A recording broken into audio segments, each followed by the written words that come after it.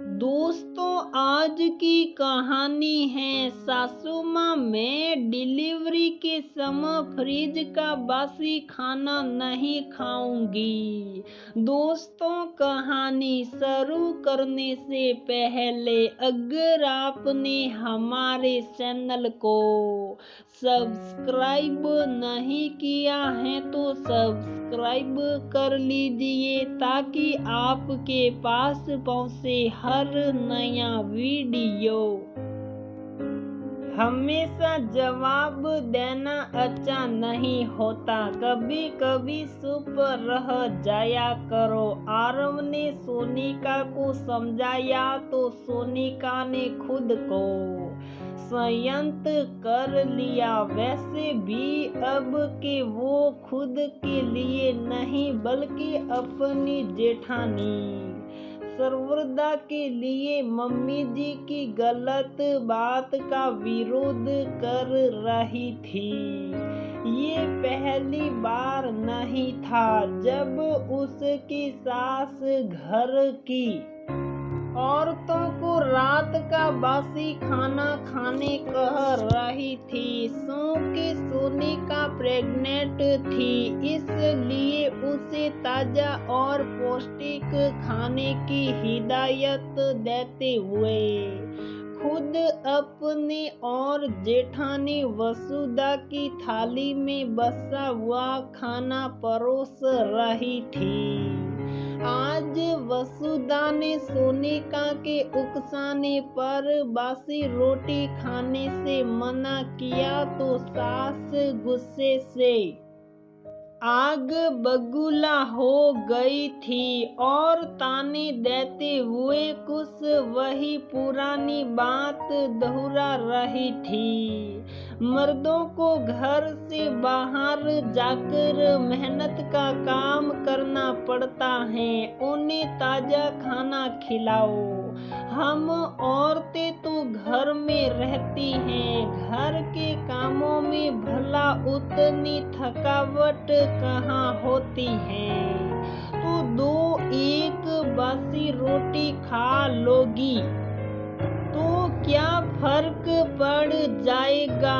पढ़ी लिखी सोनिका जब लगभग साल भर पहले इस घर में ब्याह कर आई थी तो उसे सबसे ज्यादा ताज्जुब इसी बात से हुआ था कि अक्सर घर की महिलाएं पुरुषों के बाद खाना खाती थी और कभी कभी तो पुरुषों को गरम फूल के खिलाने में वो और जेठानी किसी एक को बाद में खाना पड़ता था। सोनिका को बड़ा अजीब लगता, इस जमाने में ऐसी सोच कौन रखता है। ऊपर से जेठानी जी भी तो पढ़ी लिखी आधुनिक ख्यालों की महिला थी।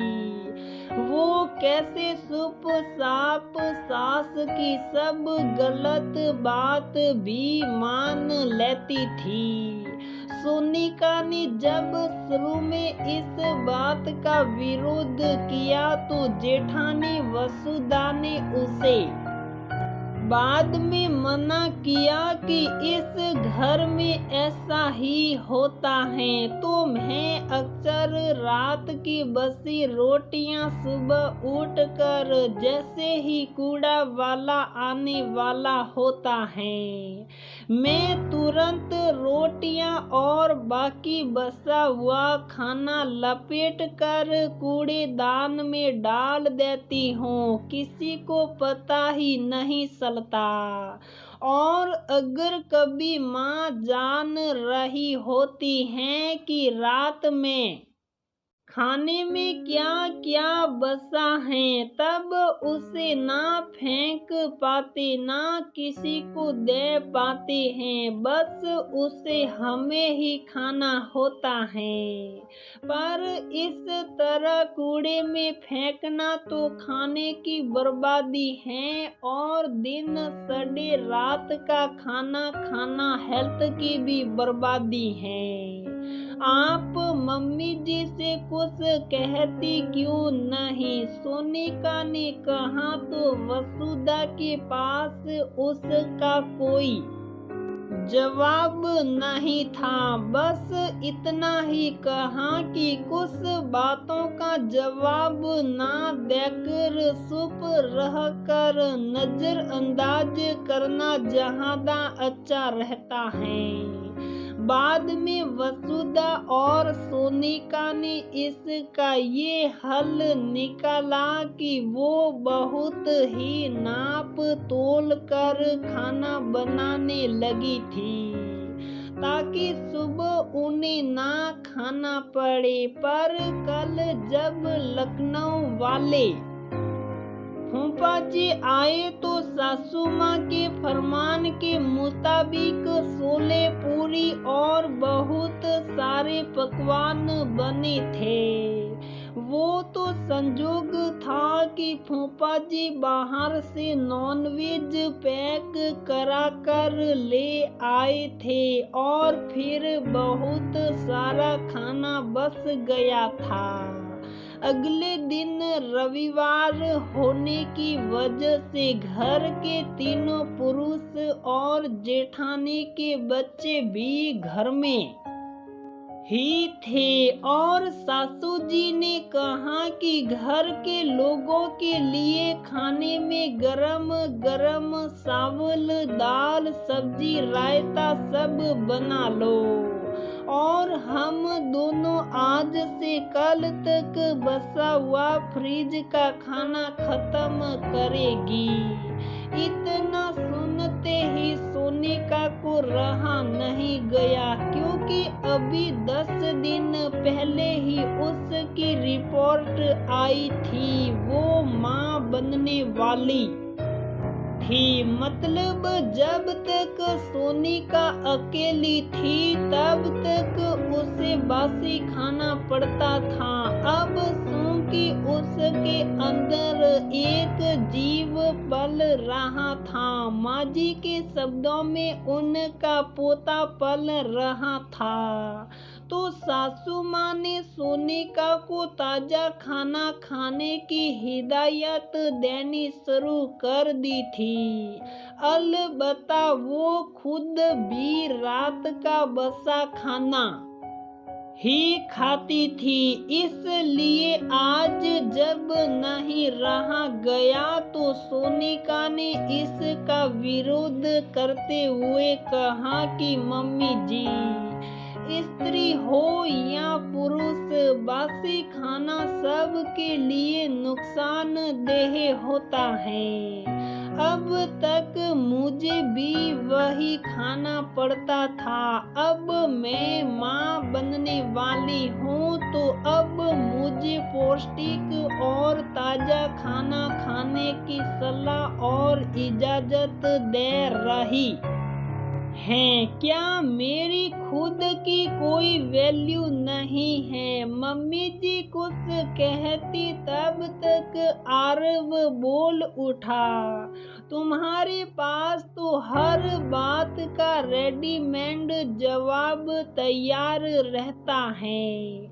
अब बस भी करो। अब सोनिका मम्मी को और कितना सुनाओगी? कभी कभी जवाब ना देना भी अच्छा रहता है। नहीं नहीं आरव, सोनिका को मत रोक, उसे बोलने दे जो उसके मन में है। सच कहूँ तो आज इसने मेरी आंखें खोल दी हैं।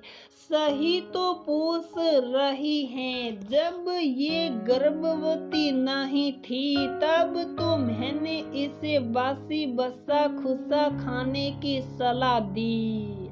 अब जब कि एक नन्ही जान पल रही है इसके अंदर, तो मैं अच्छा खाने को कह रही हूँ। अब सौंपने की बारी सोनिका और वसुधा की थी। कहीं मम्मी जी नाराजगी में तो ये नहीं कह रही हैं। मम्मी जी ने सोनिका के सर पर प्यार से हाथ फेरते हुए कहा, बेटा आज तुमने मेरी आँख खोल दी। मैं भी क्या करती, अपने घर में भी यही देखती आई थी।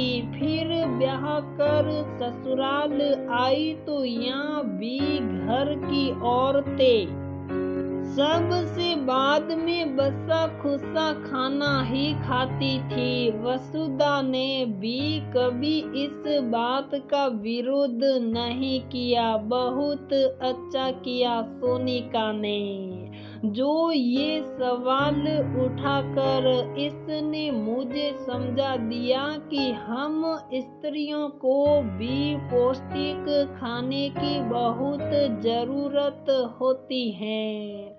बोलते बोलते मम्मी जी का गला थोड़ा रुंध गया तो आरव ने उनका कंधा पकड़ते हुए कहा, माँ तुम शायद भूल गई हो, तुम सास हो। इन बहुओं के सामने दबंग बन कर रहो वरना ये तुम्हारे सर पर सड़ जाएगी। आरव ने जिस नाटकीय अंदाज में ये बात कही उससे सबको हंसी आ गई।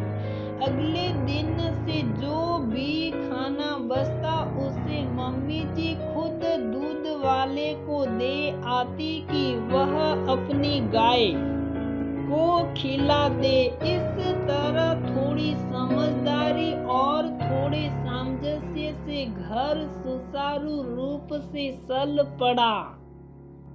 तो दोस्तों हमारी ये कहानी यहीं पर समाप्त होती है। अगर आपको हमारी ये कहानी पसंद आती है तो प्लीज वीडियो को लाइक करें, शेयर करें और हमारे चैनल को सब्सक्राइब जरूर करें।